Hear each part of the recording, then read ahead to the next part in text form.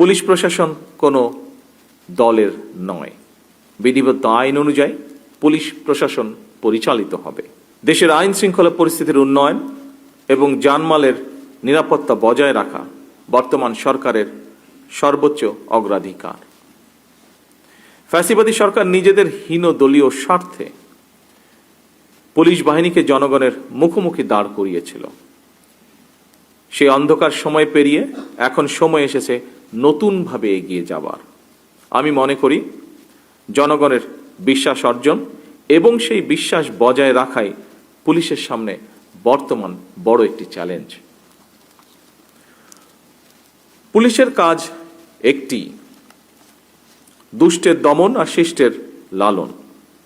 জনগণের সঙ্গে পুলিশের সম্পর্ক হবে আইনগত এবং মানবিক। জনগণের সঙ্গে পুলিশের সম্পর্ক হোক আস্থা এবং নির্ভরতার। যে কোনো বিপদে আপদে জনগণ যেন থানা পুলিশকে তাদের নির্ভরযোগ্য আশ্রয়স্থল মনে করতে পারে। আপনাদের কাছে আমাদের এটুকুই চাওয়া। দেশে বর্তমান জনগণের ভোটে জনগণের কাছে দায়বদ্ধ একটি গণতান্ত্রিক সরকার প্রতিষ্ঠিত হয়েছে।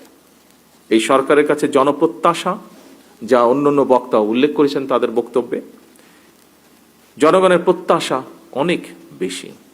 বর্তমান সরকার যে জনগণের কাছে দায়বদ্ধ সরকার, আপনাদের কার্যক্রমে যেন সেটি প্রতিফলিত হয় সেটিও নিশ্চিত করা কিন্তু আপনাদের দায়িত্ব। বিপদে না পড়লে মানুষ থানায় যায় না, সুতরাং থানায় যাওয়ার পর তার বিপদ কমবে, মানুষের মনে এমন ধারণা তৈরি হওয়া অত্যন্ত জরুরি। আপনারা অবশ্যই যে কোনো বিষয়ে আইনগত পদক্ষেপ নেবেন, তবে সেখানে যদি মানবিকতার ছোঁয়া থাকে তাহলে আপনাদের কারণে সরকারের সাফল্যগুলো জনমনে ইতিবাচক প্রভাব ফেলবে। আপনারা হচ্ছেন মাঠ পর্যায়ে সরকারের অ্যাম্বাসাডর। আপনাদের দক্ষ এবং তাৎক্ষণিক কৌশলী সিদ্ধান্ত যে কোনো পরিস্থিতি নিয়ন্ত্রণে খুবই গুরুত্বপূর্ণ ভূমিকা রাখে এবং রাখতে পারে।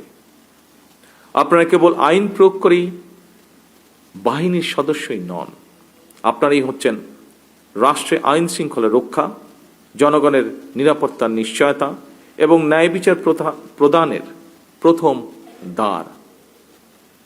সুতরাং পুলিশ যদি জনগণের কাছে বিশ্বাস এবং নিরাপত্তার প্রতীক হয়ে উঠতে পারে, সেখানেই একজন নাগরিক হিসেবে আমি মনে করি সেখানেই পুলিশের সবচেয়ে বড় সাফল্য। আমার বক্তব্য স্পষ্ট, পুলিশ প্রশাসন কোনো দলের নয়। বিধিবদ্ধ আইন অনুযায়ী পুলিশ প্রশাসন পরিচালিত হবে। কোনো নিরপরাধ মানুষ যেন হয়রানির শিকার না হন তা নিশ্চিত করা অবশ্যই আপনাদের দায়িত্ব। আমরা থানাগুলোর পরিবেশ এমনভাবে করতে চাই, যা আইজি সাহেব ওনার বক্তব্যে উল্লেখ করেছেন, যেন একজন মানুষ কোনো মাধ্যম ছাড়াই সরাসরি থানায় গিয়ে নির্ভয়ে তার অভিযোগ জানাতে পারেন এবং একই সাথে প্রতিকারও পেতে পারেন।